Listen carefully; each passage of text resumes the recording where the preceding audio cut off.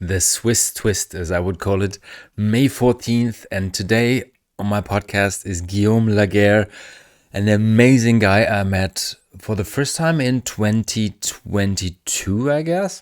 He's originally from Switzerland and he moved to England to grow grapes. And to me, he's not only a super nice guy, he's also the Pope of Piwis. He's experimenting with so many different varieties, and he started building his business in 2020 by buying grapes and sourcing and fermenting them in the winery and trying to get some experience. And this year, 2024, will be his first harvest of Piwis, his first maybe 1 or 2 tons of own wine.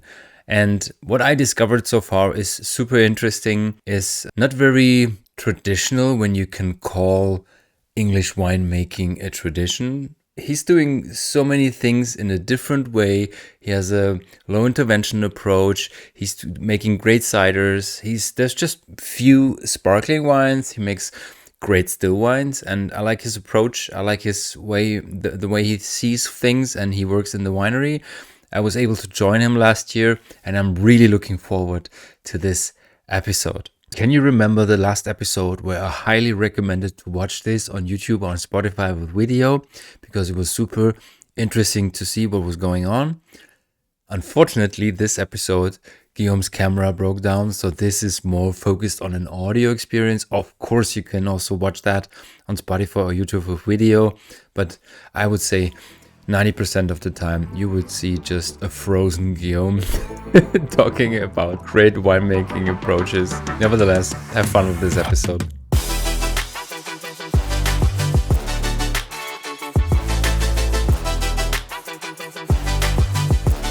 Welcome to the Pinot and Pixel podcast number 157. And today we are calling all wine adventurers and Anglophiles with a Swiss twist. Today we're meeting Guillaume Lagger, a pioneer in the English wine scene. Originally from Switzerland, this science nerd with a passion for Piwi grapes left his mark on the world of cheese and chocolate to create award-winning wines right here in the heart of England. So let's delve into his fascinating journey and discover the future of English winemaking through Guillaume's eyes. Guillaume, thank you so much for your time. Thank you to you to invite me. As we spent some time together in the last 2 years. Last year, I was happy and lucky enough to help you with the harvest. We discovered some interesting stuff. I guess we harvested the oldest vineyard of England together, didn't we?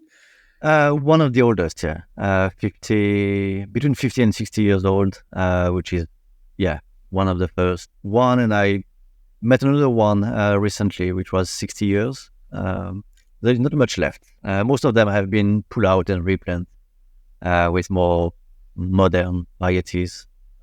And what was the grape variety? Because the one we harvested was Ceval, wasn't it?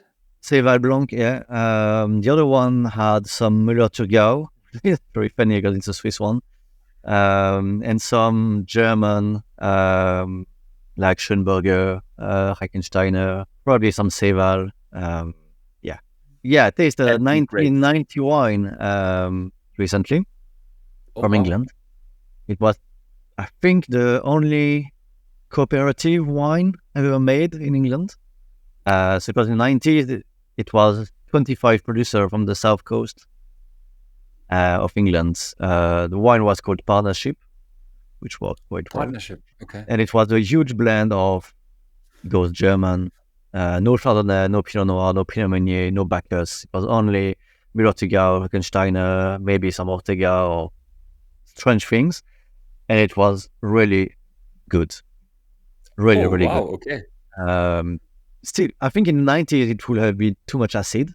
It was still quite high in acid, but very fresh. The fruits have moved to more like ripe, dry fruit, but very aromatic, very well balanced.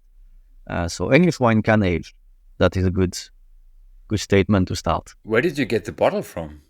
It was a meeting with the association, and one of the members of the committee, he's now 77 years old, and he was one of the relative guys, so it was his last bottle he bring.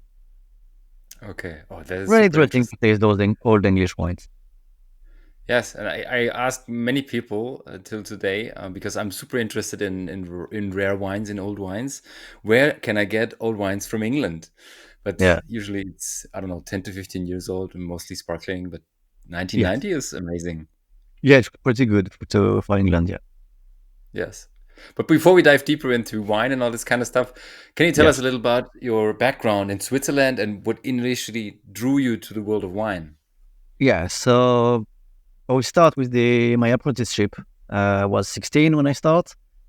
It was more horticulture, so it was everything about fruit, flowers, trees, vegetables, Hmm. landscaping. It was a four years school about that with a lot of practice.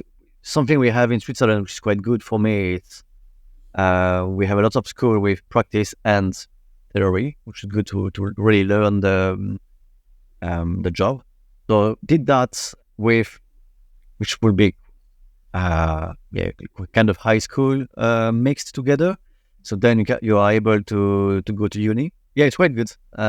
So with that, then I did agronomy uni in Switzerland, which was more plants, soil, physiology, understand how it works, more the focus, the inside of the plants.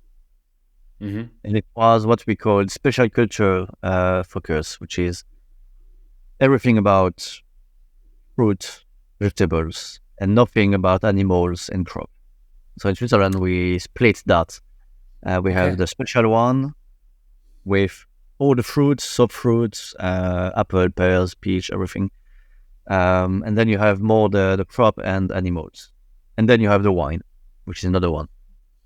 So I did Uh, that. Very interesting studies. Halfway, I probably lost a bit my faith in those studies because it was very generic, mhm. not really in depth. So you don't really learn work. You learn a lot of knowledge, but struggle a bit at the end. So I failed on the 4th years, and I had two options. I had about 130 credits, uni credits, and with those credits, I could go in the German school, which was more the crop and the animals. Mhm. Something I don't really, yeah, doesn't interest me that much, and it was in German. And then I had the wine school, which was possible to join on the 2nd year. More interesting in the French part, which was good for me, not too far from where I was living. Mhm. And I just thought to be able to enter this school, it was required to have some experience in winery and vineyards. So I spent a year in a Geneva vineyards called Château du Cret. It was 25 hectares. The winery is very nice winery and about 22 varieties, which was really interesting. Finishing with dozens of different products, many rosé, many white, many red, sweet wine, sparkling. Uh, but very traditional. It was really conventional winemaking and viticulture, which is good to learn, I guess. Mhm. Then start the studies. During the studies, you make a lot of wine. You visit a lot of winery. You have some internship during the harvest where you go visit you go work in vineyards, and then graduate and move here to start my project here in England. And you said there were over 25 different varieties. Was there Yeah, also PVs available, or was it basically the locals or the international ones? it was more international with a few local. The only Piwis was Divico. Okay. Uh, you know it, or you don't like it? Hmm. Yeah. Um, but it's difficult. You need to, as though it's new varieties, you need to learn how to make the wine. Hmm. But the most variety was the Chasselas, the biggest one. Obviously, yeah. Then they had Gamay, Pinot Noir, Chardonnay, did quite a lot. And then they have what they call the specialties with some Malbec, Cab Franc, Cab Sauvignon. Um, what did they had? Yeah, many others. Big Pinot portfolio. Blanc, um, some Londo. I didn't know this variety, Londo. Maybe it's a Sounds like the Swiss one. Chinese version of Rondo. So yeah, it was a bit like Rondo when you make a rosé with. It's like the Beaujolais. very Okay, dark reds. claret. Yeah, it was Divico was a try. They just planted a year ago before I walked, so yeah, they never harvested with me. So I don't know how Mm. they. But I know I checked the website and now they have a Divico. Should Okay. be good, but So what made you decide to go to England and start winemaking, especially with the focus on PV varieties? so I met Caroline, my partner, in 17, so 2017, and quite quickly we had the opportunity to move on her family farm in the New Forest in England, which was about when I started the engineering energy school. So most of my study I have been able to focus the study on this project, which was very good. I had the opportunity to move here on a blank page, start the project from scratch because the fields were empty. Uh, so yeah, moved here, and Piwis was already something I was interested in before going to school. This idea to be able to spray less was very good. Was yeah interested me, and then when decided to go to England, the fact that Piwi is also ripe a bit earlier or easier help a lot of decisions. And for me, you cannot have it would be not make sense to have a Chardonnay and then a Solaris just aside, because you will have to spray a lot of Chardonnay, a bit less the Solaris. If you decide to spray the Chardonnay as the Solaris, you just ruin probably both culture, because the Chardonnay will be sick, lots of pressure. So yeah, 100% Piwis was the choice for that. Okay, pretty cool. Before I ask you about the culture shock that came along with moving from Switzerland to England, Yeah, I like to play round one of two of my little game, red or white. Usually it should be called black or white, but we are wine people, yeah, so I changed it to and red or white. And I just give you two options, and you choose either the one or the other, and afterwards we talk about it. It's just four things, but yeah, closely related to your moving from Switzerland to England. yeah. So, first question: mountains or coast? Mountains, Mountains. Okay. Science or art? science. Chocolate fountain or afternoon tea? Oh, difficult one because uh, I would say afternoon tea. Okay. Swiss cheese or English cheese? I have to say Swiss, but there is amazing cheese to discover in England. This is what I learned about from you, because we had this amazing cheese tasting at your Yeah, place, and I mean, usually, let's say the international view, the international view on especially the English food culture is not the best. And yeah, when people think about cheese, it's more like this cheddar analog cheese, like the quarter yeah, size yeah. one. But yes, super interesting. Why did you struggle in chocolate fountain or afternoon tea? I probably had both only 3 times in my life. So Okay, yeah, if you said just normal fondue, I would say fondue. But yeah, chocolate fondue I had just a few times. It's good, but it's not. Yeah, nothing more. have you ever made a fondue with English cheese? No, I tried an English raclette, which was good, very good. Uh, Not as good as the Swiss one I had, but 90% as good. So it was Okay. quite impressive. And you only had afternoon tea two times in your life? I think so, yeah. Because you're But usually working in the afternoon? maybe, or we You're not don't a really person? go in the pub or in the restaurant on during the week. It's more like on Sunday for the roast. Maybe Okay. I should have go more afternoon tea. I'm definitely looking forward to our next cheese night when we meet each other again. Yeah, with pleasure. This was super delicious. So anybody who's listening, English cheese is definitely. What would the other one? The one was Stilton was the one. Then the other one was cheddar, and there was another one. Well, The I'll say aged one. probably. Sorry. There was an aged one. It was super dry, like in the direction of Gran Padano. I really liked it. Oh, probably it was probably called Old Winchester.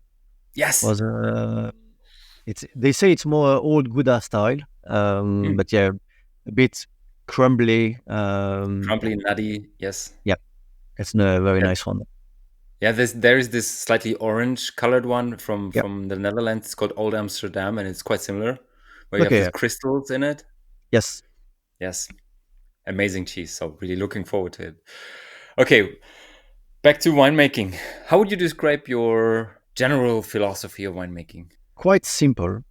I don't like much to go on the technology part of winemaking because quite often, at the moment you add something on the journey, like a filtration or you do a fining, you have to counterbalance it with something else. So then you start to run after the wine. So if you filter, you need a bit more sulfur because you bring more oxygen, Mhm. something like that. So pretty simple winemaking, I think, except the electrical pump. In the 19th century, they were using the same things. Yeah, very simple. So low intervention? Yeah, it is low intervention as much as possible. Again, I will if a wine needs something like refining or I don't have any filter, but or a bit more sulfur, or I will not ruin the wine just to say, oh, I'm low intervention. Let's put nothing in. But I try to be as the lowest as possible. So yeah, no fining, no filtration until now. We'll see in the future, but I try to stick to that. So I'm trying to to respect the vintage and at the moment the different vineyards when I'm buying, so the region. Mhm. Because when you start to do a lot of fining, a lot of blending between different vineyards, different varieties, you might lost a bit the true characters. Especially if you do multi-vintage wine, you will lose. Sometimes it can be good on a difficult year. It's good to blend with other years, but yeah, try to show how was the vintage Mhm. and how was the grapes from these vineyards. So when you said there's no filtering or fining, Yep. you basically work with settling. Yeah, it's just time. Some wine we clear in a few weeks, some month. Until now, general rules is my orange wine tend to be a bit more difficult to settle. Mhm. Uh, don't know if it's protein or just it's more cloudy. I don't know. But it starts a bit more cloudy. But generally, if you don't release your wine in March, they will be clear by October. Because I never release my wine on, yeah. Most of the time, they do 12 months aging, so they will be clear normally. And if I remember it correctly, it's most of it is steel tank, and there is some in oak. Yeah, so at the moment, I probably have 30% oak, maybe Mhm. 20. Yeah. So what I'm doing is having a bit of oak on all the wine, or almost all the wine. Because I quite like it. And English wines, it bring roundness, soften a bit the acidity, which can be quite high. So yeah, now most of my wine have between 20 to 100% barrel aging. Mhm. And when I have a wine which aged in barrel, which is really nice, and I said I might be ashamed to blend with the tank, I release it as a single barrel wine. It happened a few times now. How do you choose how long the wine ages? Because I mean, there is, or put it in a different way. I've seen many wines.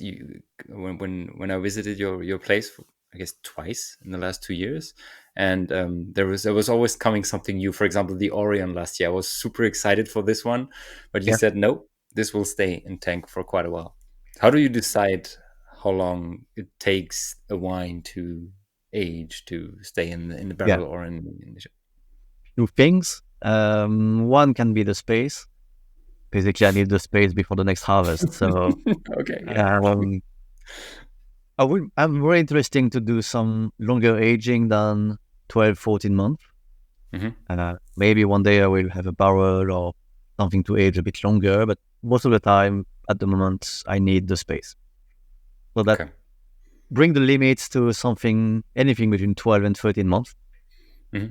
So from harvest to harvest. Yes, basically it Yeah. starts because I don't like to empty my barrels. and leave them empty. So I don't like to dry them and put the sulfur in it. So Mm. for me, the best is emptying the barrel, clean it, filling. Normally it's 1 or 2 days out. Do your wines go to Malo? Yes, because I don't sulfur the wine before June, May, June. Hmm. So quite often, Malo is, for example, it's happening now in the winery. I had a comeback at the moment. Probably it happened a little bit before winter, but as we are harvesting quite late in England. Malo doesn't have the time to do the full Malo before winter. So I have some are starting now. Oh, keep going now. So yeah, all Malo until now. One day maybe I have to stop, but we have enough acidity for the moment to do the Malo. If you are a sparkling producer, I know some want to keep real freshness, so sometimes they do no Malo at all or half Malo, half non-Malo. Even the wineries, but on still wine for the moment, I will say 100% Malo. Okay. So I guess when it happens quite naturally and you don't have to force it through temperature, for example, your pH level is a bit higher. So what is the soil your vineyards are on? It's not chalk, is it? In My Wessex? vineyards, no, it's gravel and sand Hmm. for meters. It's very drainy. But the Which grapes is I good. bought, yeah, which is good, except on the drought on the 2 years old vineyards, but that's another story. Um, but the grapes I bought the last few years, I would say most of them were on chalk because Ah, it okay. was Kent, which is mainly chalk. It was FX, a vineyard called Clay Hill, which is chalk and clay probably. Sussex was chalk. I bought on Somerset, I don't know the soil. But yeah, in England, I would say most of the vineyards are on chalk. They try to follow this champagne recipes a bit. Hmm. But I'm quite happy to not be on clay and chalk. Um, Quite good for drainage and for the nutriment. Uh, Vines are able to pick a bit better the nutriment if the pH is not too high. Hmm. So, I mean, you mentioned it maybe one or two times. You have a different approach to the usual winery in England. You started, you planted your own wines, but you started with buying grapes, sourcing grapes from other areas. And Yep. if I remember it correctly, last year was your first harvest with your own grapes, the Sauvignon, probably, if I Yeah, it remember it was correctly. very tiny. I have probably 40 liters. So that will Oh, stay okay. for, yeah, that will stay for friends and family. Yes, Um, okay. so this year, 24 should be I hope 1 or 2 tons.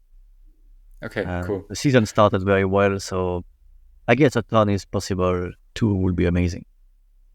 How do you source your grapes, and what role does especially the terroir in southern England play in your wines? First year I moved in England in March 2020. I bought the first grapes end of September, so it was quite short. I Hmm. had no contact. So I bought what I can find. And also, Hmm. as I'm a small producer, I try to buy like 1 ton, 1.5 tons at a time for one variety, which is more for vineyards who sell the grapes. Most of the time, they are looking to sell 5, 10, 20 tons. So I don't have Hmm. access to all the grapes. Okay. Um, so first year was I bought everything I can find, which was about 4 tons, 4.5. Which year Uh, was it? What vintage? but 2020, Ah, the this was first your year. first vintage. Yes, yeah, 2020 Ah, was so the Pinot and the Chardonnay I have is still your first vintage. yes. I like that. And so I didn't choose. The second year, 21, was really difficult for English vineyards. We had frost. We had an awful summer. Um, we harvested small and late. Okay. So I found only 2.5 tons to buy, which was really, really small. 22 was one of the best year, amazing year. Found a lot of grapes from Kent. Yeah, it was good. Some Also, some more north grapes. I bought some from Birmingham, which is 2-3 hours north, and 23 was something between 21 and 22 for me. Riper than 21, but basically English vineyards overcropped. It was not uncommon to have 10 to 15 tons per hectare. So a bit more diluted wine, a bit more difficult. Fruit are not as expressive as 22. But yeah, overall, I found what I can. I buy what I can find. So don't have the choice really. And for terroir, that is a difficult question because for me it's too early in England to speak about terroir. If you compare to what you found in France or let's say in Burgundy, where you have a fields 50 meters apart and they are not on the same appellation, they are not on the same price. For me, terroir, you need the soil, so quite similar things. You need the plants, and for the vine, it will be the varieties. Mm-hmm. When you have in England probably 20, 30 different varieties, you can find 20 at least, but quite easily. So they are not growing on the same soil, they are not growing the same varieties. And then you have the third aspect for me in terroir is the men and women who do the work. Mm-hmm. So if you go to Burgundy, you have to plant your vines. I don't remember the numbers, but at least 7,000 vines per hectare. Otherwise, you are not on the appellation. You need to do that. You need to do that. In England, it's quite free. So some people have high density, some have low density, some high vines, lower vines. And the vintage are so different. A producer will do amazing grapes 1 year, a bit more difficult the second year. So it's a bit too early. We start to see something on the most crowded place in England, like Kent. So all the southeast, they start to have a bit more similarity between them. But otherwise, yeah, it's a bit too early. It's more one producer produce this kind of wine, especially on still wine. For sparkling, we have a bit more. It's a bit different because you have the reserve wine. You're able to have a bit more even wine with the years. But for still wine, is still very different. And as it's free, people are making orange. People are making very funny things. At the moment, we don't have. Or we have appellation, but not many vineyards are in the appellations. It's quite free to do into winemaking, in the winery to do, a bit crazy things. For me, it's, especially as a foreigner, it's super fun to watch because on the one hand, it's a huge playground and everybody is experimenting, trying new things, sometimes super weird things that really work out. I had a skin fermented Ortega from Westwell, absolutely crazy wine. And on the other hand, there is also this, try to implement or finding their style. For example, with the let's say the Chardonnay, Champagne. The sparkling are more on that. Sparkling. And then you have the west of England. They are a bit more crazy even on the sparkling. They have much more Pinot. But if you go from Hampshire or Central England to the east, it's a bit more traditional method sparkling. With Chardonnay, Pinot Noir, Pinot Meunier, 3-4 years on lease, so a bit more classical. And that's the style they are starting to explore. 100%. Yeah, you have this when you divide England. I guess I described it like that in the last episode. You divide England right in the middle of in the southern part, and to the right side, so east, so Kent, Sussex. Sorry, is more this classic style. Higher sophisticated on the western part is more like this low intervention playground, pet nut, orange it's a bit more like stuff. It's pretty cool. Yeah. So maybe we start to have terroir, maybe, but it's still a bit early if we compare to other regions. It's still a bit early. And maybe you even don't have to. I mean, of course, you might need, I don't know, a Sussex PDO to sell your wines internationally, but I would be more interested in just putting England as a wine country on the map for other people, just to show what amazing stuff is going on over there. So we are quite small, so maybe don't divide it too much too early. That's something. To export, you don't really need the PDO. You need lab analysis quite often. Scandinavia might ask PDO, but I'm even not sure all the. I know some exports they don't have PDO, but they need to provide the lab test, Yeah. which is basically the same as the PDO, except the judging panel probably. Okay. Before we go to the last session or the next session about winemaking and stuff, second round, it's about wine and food and dining and Okay, all this kind of stuff. So we will talk about it in a few seconds. Buying grapes or growing grapes? growing grapes. Okay, perfect transition. Cultured yeast or spontaneous fermentation? Cultured yeast works amazingly. Cultured yeast. Oh, interesting. Bacchus or Cèvre Blanc? Bacchus. Bacchus or Sauvignon Gris? I don't have enough experience with Sauvignon Gris, but I think it would be Sauvignon Gris because I'm growing the grapes. Okay, interesting. Last question: chocolate and wine or cheese and wine? Cheese and wine. Cheese and wine. Yeah. Okay, so we go for that one next time. Uh, it surprised me actually that you said cultured yeast or spontaneous fermentation.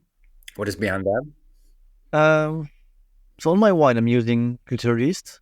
When you buy grapes on this in your small production, it's risky to do wild yeast. In Switzerland, I made some natural wine. They were good, really good, no problem at all. But you always have the risk. And I never really seen the benefits of wild yeast on the aromatic point of view. Because I saw some natural wines which are very complex, some natural wines which are not. So I prefer to focus on the quality of the grapes first, as that is for me the most important things, and then yeast to be sure I'm problem free. When I will grow my grapes, it might be interesting to try a few wild, not the whole winery, but maybe have 1 barrel wild ferment, 1 barrel culture yeast to see. But when you buy as an expensive product, I don't want to take the risks. It's more an economical, practical point of view. And when you say you work low interventional way, I guess it's not aroma yeast. I'm trying to choose a bit the yeast for the grapes. But as I'm producing small quantities, normally 1 pack of yeast or 2 is enough for the winery for the year. So I try to have one which is more like they say it's about. Again, the yeast, it's a complete world. Every yeast merchant will say my yeast is the best. I'm doing that. But generally, I try to have what they say. It's like a Burgundy body aging in barrel. So quite often, to bring a bit more roundness in the wine. It's normally a Chardonnay yeast on a Burgundy selections, which goes on all my rosé, whites, sometimes reds in the barrels. So I'm not looking for the aromatic with this one. And then the Bacchus I'm using, don't remember if it's VL1, VL3, VL2. It's a Lafort yeast, which is more on the terpene aroma. So it helped a bit to go out with the aromatic of the Bacchus. And I still can remember your Bacchus, especially the orange one. Yeah, but the thing is, I never tried the wild yeast, so I cannot say if it's the yeast, if it's the grapes. I mean, yeast will help, but I prefer having high quality grapes and just basic yeast. We just ferment rather than bad grapes and technically the best yeast in the world. Yeah. Okay. So as you said, this year will be your first bigger harvest. Yeah. How can we imagine the transition from buying grapes to growing grapes? Because as you said, this will be your focus. Yeah. So I bought in the past a few Piwis. I had Rondeau, I had Cabernet Noir, Cèvre Blanc, of course. Orion, is this a Piwi? Yes, it is. Yeah, thank you. It is. So the aromatic profile might change a bit from Bacchus or Chardonnay to those Piwis. Even if I have one called Sauvignon Sawyer, which is a Swiss one, and in the name you have Sauvignon, so it's a bit Sauvignon Blanc, Bacchusy maybe. Aromatic. So I will try to replace what I'm doing with the Bacchus with these grapes. We'll see if it works or not, but I will try. It's probably even more aromatic than the Bacchus. It can be a bit crazy. And then I hope to reach higher ripeness, better ripeness with those Piwis. So able to leave them a bit longer, able to reach not necessarily sugar levels, because it will be anything between 11 and 13 maybe, but more on the phenolic ripeness. Be able to really get the fruits and nice aromatic. How did you choose the vines to plant? So I started to look at in some books, visited some vineyard in Switzerland with Piwis. And then I visited a nursery which is specialized in Piwis. Arrived with a list of 40 varieties, saying, yeah, those ones are interesting. I'm moving to South England in 1 year. What do you think? And the guy said, okay, that is too late, never ripe in England. That is not resistant enough. That is not really interesting. And we moved from, 40, 50 varieties to 20. Okay, shortlisted. Yeah. And then I've tried to taste all those varieties in wine and grapes to see how it goes. Managed to do all in wine, not all in grapes. And see also the vineyards. See how many spray they did, etc. And then I reduced to 12. I planted 12 with 2 eating grapes, table grapes. Okay. But that failed with the drought in 22. It was, very difficult. So just this year, I pulled out all the table grapes. It was a small trial of the good things. And I will replant with varieties I already have. So, I'm going from 12 to 10, maybe 9. There is one which is, I don't know, it was a trial, so I'm not 100% happy with how it grew. The thing is, we don't have much feedback of those varieties in England, even in Europe. We don't have much. Like some variety, there is maybe 100 hectare in all Europe. So, okay, Germany, Switzerland, north of Italy. So, difficult to say it will work or not. So it's why I had so much variety. Also, it was to split the risks.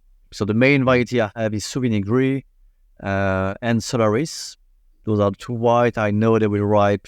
It will be okay. And then the other one, there were some 99% sure it will work and some not really sure. We'll see. So, and those one failed. So, what about red? The reds, my main one is Cabernet Noir. Cabernet. And then I think it's equal with Divico, which I will show you some nice Divico. It is possible. And then cool. Pinot is, I'm planting a bit more this year to replace the table grapes. So, I have the 3 reds, Divico, Cabernet, Pinot, which are pretty close. And then I have one called Cal 128. Yes, I heard of that. Which is, we'll see. I don't know what it is. Super sexy name for a variety. Exactly. I taste some amazing wine from Switzerland. We'll see. It's one of the trials. It's a smaller. It sounds like I can imagine it looks like a bottle of a laboratory when you see the name of the wine, and then Cal 128. A little bit. So maybe by the time I have wine from this one, they will have a name for it, maybe, or it will be a blend, or we give it a name. We'll see. Okay. Or we keep the Cal 128 because it's funny. But we'll see. Some people might already spotted it during our interview. There is no sparkling wine at the Wharie Experience except cider. What is behind the cider story? What is the story behind it? I have sparkling wine in process. Okay, this is new. I have I have a Blanc de Blanc from 21, which was a difficult year. Okay. So it's 100% Chardonnay, 30% oak, 70 stainless steel, which is now almost 2 years in bottle. It Okay. was bottled in June 22. So yeah, close to 24 months. And I have a Cheval Blanc sparkling from 22. Uh, so we'll see. We are now at a year. Yeah, a year in bottle. We'll see. Though they are aging. They are. Yeah, I don't taste them much. But yeah, most of the time it's cider. Sparkling one is only for the bad years. Otherwise, I'm making still. Interesting. Um, yeah, the ciders. Buying the apples too at the moment. Planted my orchard at the same time as the vineyard, so I need a few more years to produce the apples. Hmm. It's just apple trees are such an amazing plants in England or in the UK compared to vineyards. It's very easy to grow. You have less risk. It's a bit more even every year. They come out at the same time. They harvest pretty well to the same level every year. Because I have the vineyards, which is about 2 hectares. But the farm is 6.5 hectares, and not all the fields were suitable for vines, but also it was too big for me to have more than Hmm. 1.85, 1.9 hectares. So having some apple trees, which can be also a bit more natural landscape, because I'm using traditional um, varieties on traditional shapes, so less trees but bigger trees. You have more wildlife in this part. It's a bit less intensive. It's no spray at all. Again, 10 different varieties of apple trees, split between the sharp, the bitter, and the sweet.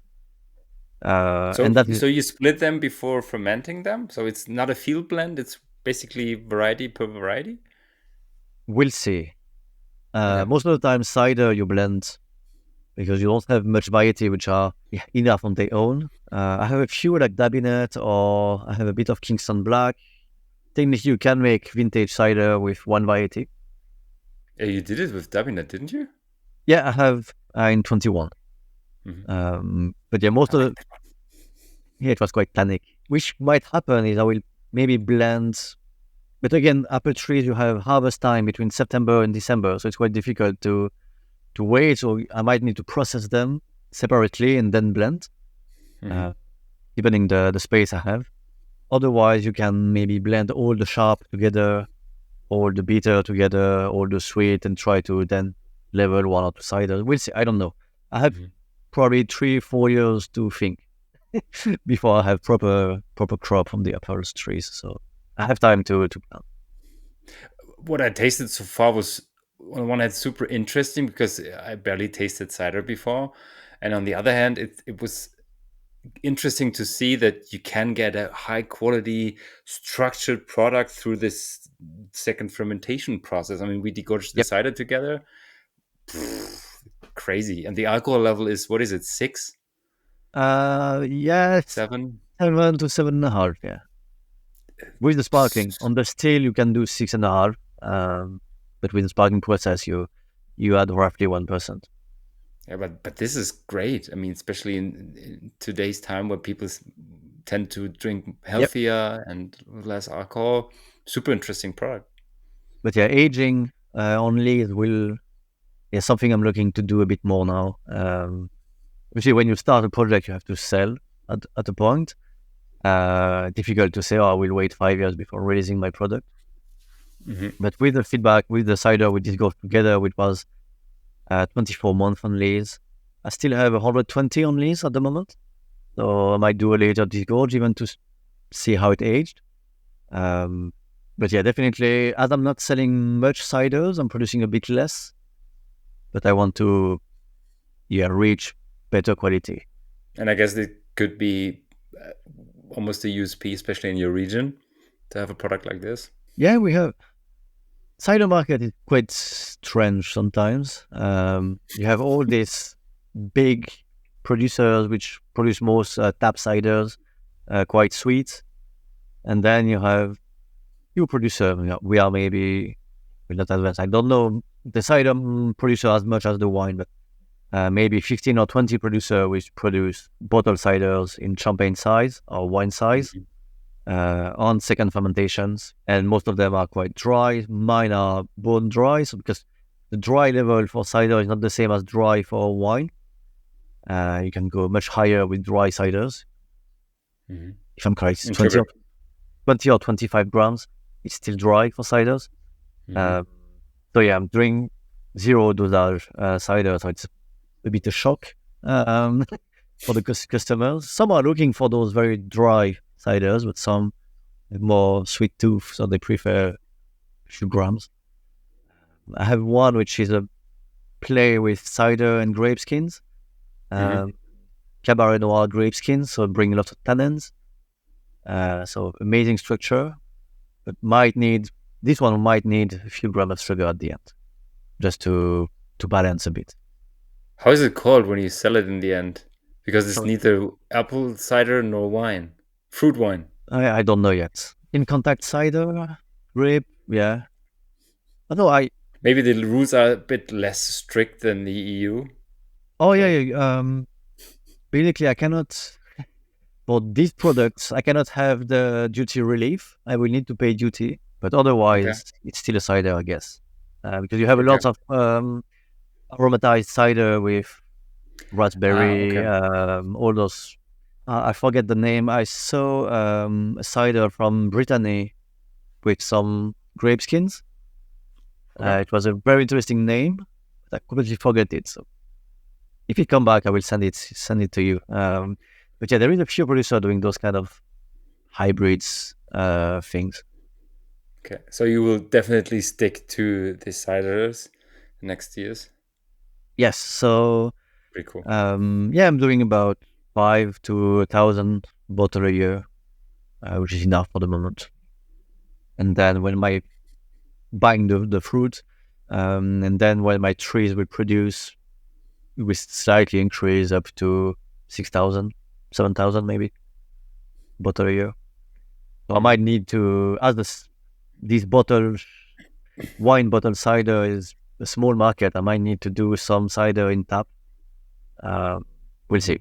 You mentioned that there has been a drought in 22? Yeah, 22, yeah. So I guess some people might not get those things together. Wait, it's England? They have drought?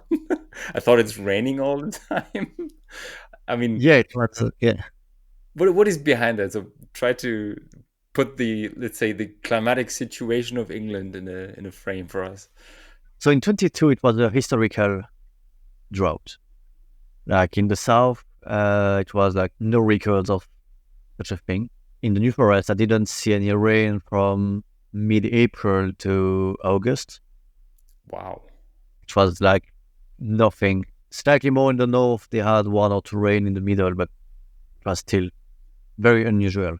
If I compare to the Swiss, because it's what I have in mind, the Swiss climate, where I work in Switzerland, Geneva, they have about 1,200 millimeters of rain per year, which is quite high. Not low, but quite high. Here in the south of England, we are about at 900, 8 to 9. Technically, especially in your region, in Wessex. Yeah, even New Forest. Okay. Because we have the Isle of Wight in front of us. It blocks a bit the rain. So if you go 20 kilometers more in the north, they have slightly more rain. But yeah, technically it's rain less than in Switzerland, but more often. It's more like small rain a bit more often, and a bit less. It's colder in the summer, warmer in the winter compared to Switzerland. So you have the moderation of the ocean, and if I remember it correctly, the Gulf Stream is hitting the coast quite close to the New Forest. Yeah, and the New Forest, or technically the Isle of Wight, is the sunniest part of England, and we are just behind. So maybe we are the second sunniest part. But yeah, we have good climate in the New Forest. Maybe a bit too mild in the winter, so that we have very early bud burst compared to other vineyards. So late frost is a thing? Yes, frost can be. This year, I will touch wood. We had nothing here in the New Forest. But did you visit the Grange? The Grange? No, not last year. 45, 50 minutes from my vineyards, and they have been eaten by frost 3 times this year. Wow. Small one, very few damage, but they had to light the candles, and few vineyards had to fight the frost this year because we had the mildest February and the mildest January in the records. Then the vine started, but very slowly. Then we had it was 3 weeks ago, quite cold. And then this week was again 24 degrees, which is quite warm for May in England. So very strange start. But I would say an early start with a lot of water in the ground. For example, to give you an idea, between October and April, we had a year and a half of rain. This winter was just raining all the time. But very strange start of the year. So this is where your free draining soils come into play. Yeah, but even with that, difficult to go into ground with the tractors. It was very, very Would you say that the climate is a bit unpredictable? It will be probably in the future more and more. I don't have experience of the English climate, to be fair. I moved 4 years ago. So if I have to say, we had 21 and 24 looks the same at the start, a very early start. 20 and 22 were quite similar and 18 maybe. I wasn't there, but I heard a lot of things about 18. Maybe nice summer, very dry, quite dry, quite warm, not very regular. You have huge variation between the vintage. But we don't have much. Like it was 2 weeks ago, Chablis has been hit by huge hail. Did you see that? We don't have much those extreme, or like last year or 2 years ago in New Zealand, the vines were under 1 meter of rain. So we don't have those extreme, but we have, wet, mild winter, so early bud burst, but until now, not much hail, which is good. Okay. What are other challenges you might face as a winemaker in England? So only on the winery or the vineyards too? Both. Both. In the vineyards, I would say it's this high pressure with downy mildew on the rain. With Piwis, I have less pressure, but still have some.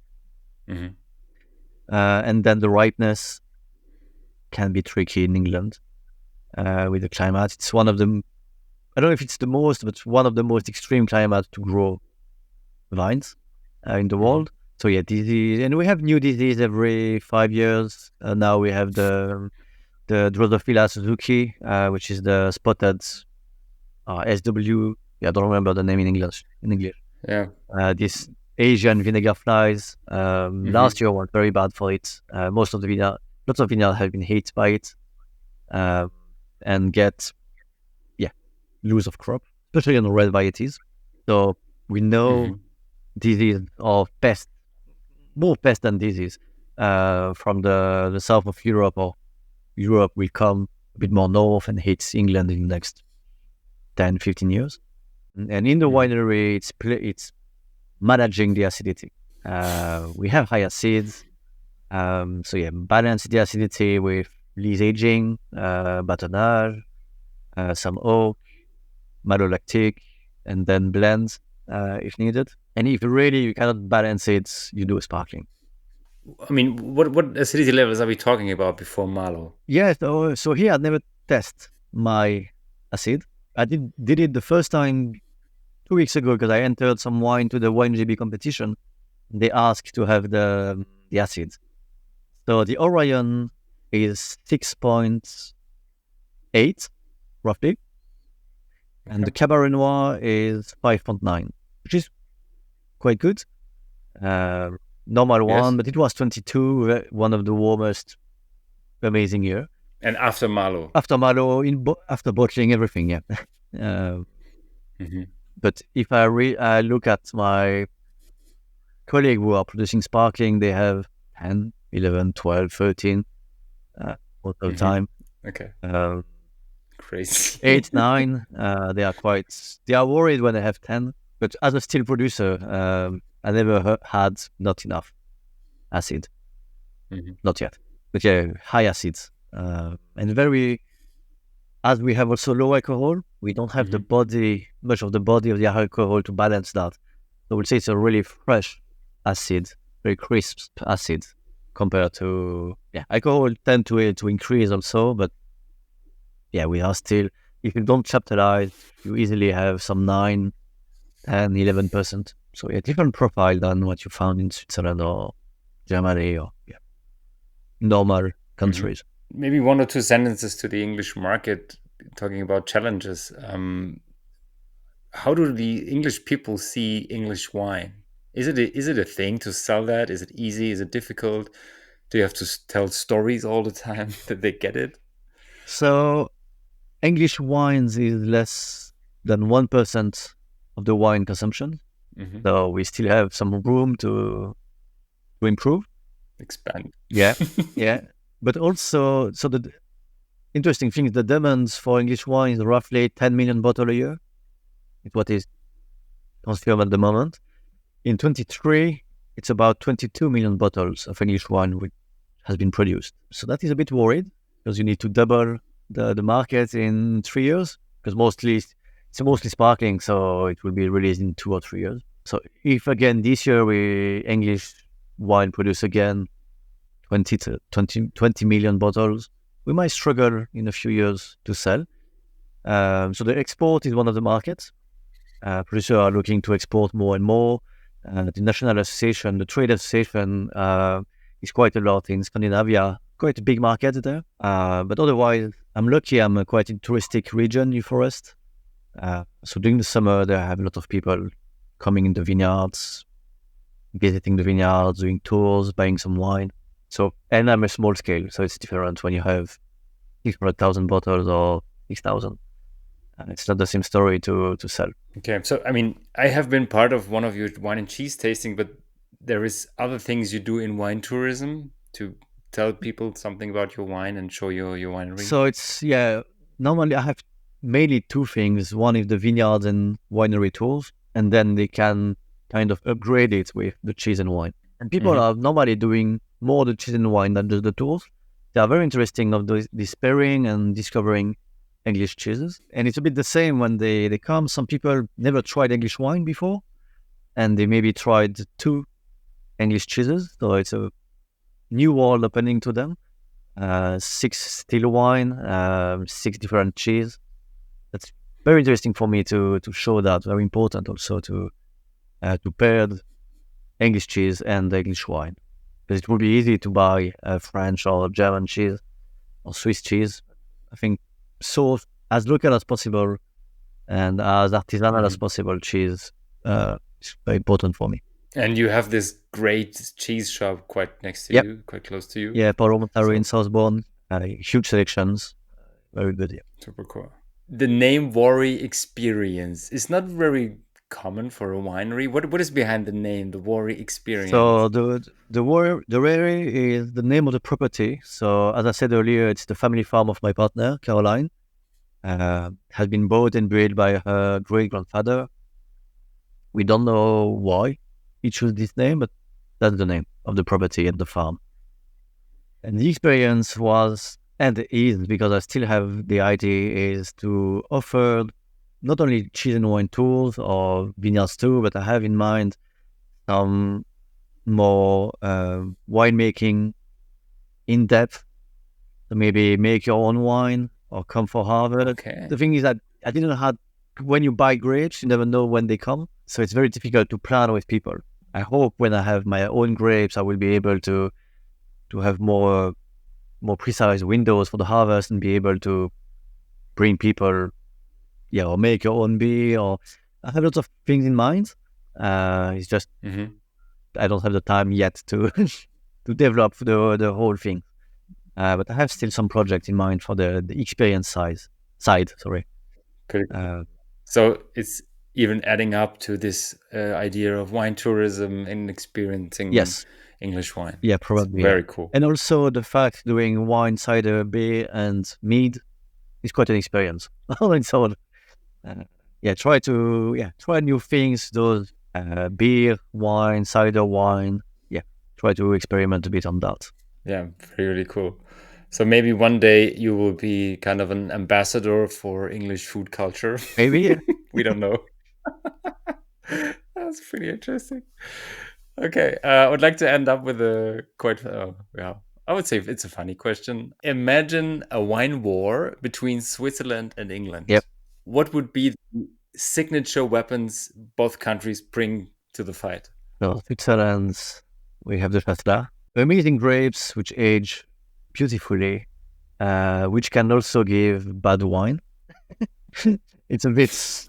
You have some very cheap Chasselas mass production. It's not very interesting, but you have some artisanal one which are amazing. And Mhm, as a steel producers, England would be Bacchus. mhm. These are high aromatic, early ripening, very interesting varieties, and obviously all the sparklings, all the traditional methods. It's quite. As in Switzerland, we don't have any. Oh, we are a steel country. I don't have the numbers, Mhm, but sparkling is maybe 10% or 5% of the production. That is mhm. the huge difference between Switzerland and England. Yeah, sparkling wine would be the main weapon of England, definitely. Uh, and Chasselas for the French part, Müller-Thurgau for the German part. Don't know the Italian part. They have some Chasselas, but it's a bit too warm. They are more on the red wine. But yeah, It's Petit Alvin more like this local variety, yeah, but it's not. the Italian part. It's very niche grapes. You find it a lot in Valais, and yeah, it's not a huge production, but yeah, the diversity of variety in Switzerland is huge. Many Mhm. varieties, many native grapes. So that is many things to discover and give you some surprise. So Chasselas versus Bacchus, okay? Yeah, Was there any wine that stood out for you in the last couple of months? A producer, a wine where you say, this was amazing? in England, difficult question. Just to give some colleagues some credit. In the last few months, didn't try much wines, to be fair.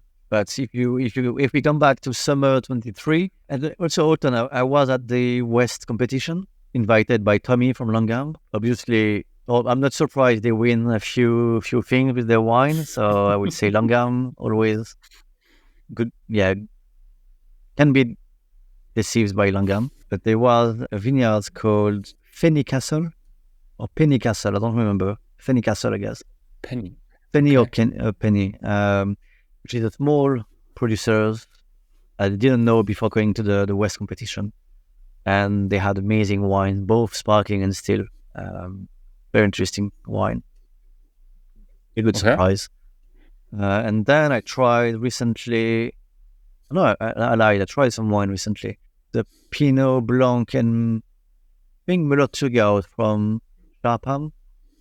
Sorry, no, no, Oh, Sandwich Barton. Sorry, Sandwich Barton. Which, there. yeah, do Sharpham. Uh, What is it? The Tipley Hill? No, the Tipley Hill is the Madeleine Angevin.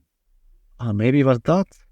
It's a super colorful logo label, like blue and red and white and stuff. Yeah, it's a Tipley Hill, very Madeleine Angevin. elegant, fruity, easy white wine. So yeah, Sandwich Barton. I love the Pinot from 20. Is it 2020 you bring me? Or 2020? I think so. Yeah. Yeah, I think so. Um, Sandwich Barton. Yeah, very good quality. And I tried for the first time Simpsons. Did you heard about Simpsons? Yeah, I bought 2 bottles of Yeah, it. I tried the. I haven't tried it. Okay, I tried the Pinot Noir. I think again it's a 22, maybe a 23. Very Hmm. lovely, very rounded. Unfortunately, I didn't know anything about the winemaking, so I can't say anything. But it was surprisingly full-bodied or medium-bodied, quite round and fruity. So yeah, very good. Pretty cool. Can you remember that you said you had the same problem like I had? You are not able to divide Calver and Corellian, which one is Chardonnay and which one is Pinot Noir dominated at Langham. Yeah. They gave me the perfect mnemonic bridge. Okay. They said Calver is the short Yeah. name and Corellian is longer, and Chardonnay, the name is longer, so Corellian is Okay. Chardonnay, Korean. Okay. and Calver, short one, Pinot Noir. Yeah. No good. This is the bridge. But they have a Solera wine in progress, which will be very interesting. Did you try this when you went at Langham? Which The one? Solera wine. Ah, yeah. Uh, Tommy gave us a bell or something. so yeah, no, they. they have very interesting things coming, and yeah, it's always a winery I go to check when they release something. They just released How far is wines, it away? an hour. An hour. Yes, yeah. They just released a 2 still wine or 1 still wine, a Chardonnay, and I think it's just a Chardonnay. And they have a Pinot Noir Précoce. Okay, yeah. Still. Yeah, some of the sparkling producers are moving a bit for still, which is good. We need a bit more still producers to see what's possible to achieve. I guess if you have built a reputation for really good English sparkling, it's quite tough to say I take those high quality grapes and make a still wine out of it. Yeah. But usually it's like, I would say it's easy drinking, refreshing. Yeah, it's normally quite easy wine. Yeah. That's funny you said that, because for me, grapes for sparkling are less high quality than still. Yeah, I heard that. So for me, it's okay. I have ago, bad grapes. yeah. I will do a sparkling. Yes, Different approach. the years they manage to ripe, they will do some still probably. Guillaume, it was absolutely amazing to talk to you again. Yeah. Thank you very much for your time. Thank you to you. We'll wrap it up right now. I don't know. Do we meet each other? Will you be at London Wine Fair? No, I will not be there. Is it next week? It's next week, yes. Yeah, no, I will not be there. So 20 to 22nd, Monday to Wednesday. No, I have a few tours and things in the winery, so no, I will not be there. Okay, I will check out if I can manage to come and see you for the next 4 days afterwards. I will be at Langham's till Thursday, Friday. So maybe Saturday. Let's see. I'm traveling by train, so it could be a bit difficult. But I can pick you up at the station, so no problem. I will check the English railway system and Yep. I'll let you know how if it will work out. So thank you very much. Yeah, thank you to you. Have a great week. Yes. Enjoy your week, and fingers crossed for no late frost and no hail this year. Yeah, exactly.